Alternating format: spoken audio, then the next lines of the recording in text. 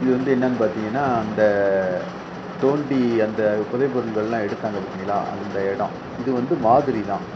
ஆனா இதோடைய ஒரிஜினல் இடம் வந்து இங்க இந்த மியூசியத்துலேருந்து ஒரு 1 கிலோமீட்டர் தூரத்தில இருக்கு. அங்க வந்து இப்போதைக்கு அனுமதி இல்லாதனால முடியல. நாங்க அத எடுக்க முடியல. அடுத்த வருஷம் நாங்க எடுத்து போடுறோம். இந்த இடத்துக்கு நாங்க நேர்லயே 8 வருஷத்துக்கு முன்னாடி போயிருந்திருக்கோம். இது என்னன்னு பார்த்தீங்கன்னா, இது வந்து அரிட்டன் வகை கலன்கள்னு போட்டிருக்கு. இது ஏதோ ஒரு கல் வகையை சார்ந்ததா இருக்கும் போல தெரியுது. அடுத்து இது பார்த்தீங்கன்னா, அங்க உள்ளுக்குள்ளேயே புக் ஸ்டால் ஒண்ணு போட்டிருக்காங்க. அங்க எல்லாத்த பத்தின வரலாற்று புக்குகள் இதெல்லாம் வந்து வச்சிருக்காங்க. அதுபோக எல்லா மொழிகள்லயும் அந்த புக்குகள் வந்து இருக்கு அங்க. வேணுங்கிறவங்க வாங்கிக்கலாம். இது என்னன்னு பார்த்தீங்கன்னா, இது வந்து அந்த காலகட்டத்து கப்பல்.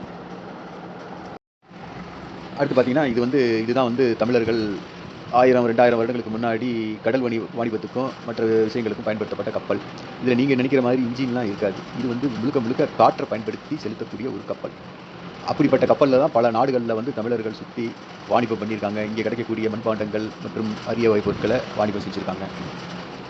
அதே மாதிரி இது பார்த்தீங்கன்னா, உங்களுக்கு பிடிச்சிருந்துச்சுன்னா, கண்டிப்பா லைக் பண்ணுங்க, ஷேர் பண்ணுங்க, சப்ஸ்கிரைப் பண்ணுங்க. எங்களுக்கு ஆதரவு குடுங்க. மறக்காம பெல் பட்டன் அமுக்கி வச்சுக்கங்க. இதோடைய தொடர்ச்சிய அடுத்தடுத்த வாரங்கள்ல நாங்க போடுறோம். நன்றி, வாழ்த்துக்கள்.